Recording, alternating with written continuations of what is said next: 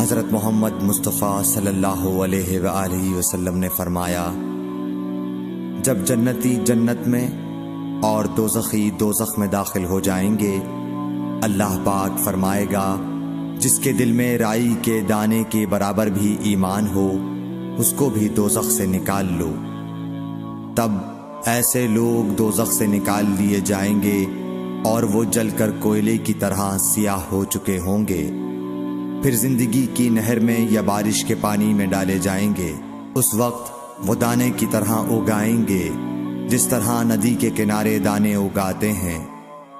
کیا تم نے نہیں دیکھا کہ دانہ زردی مائل پیچ در پیچ نکلتا ہے؟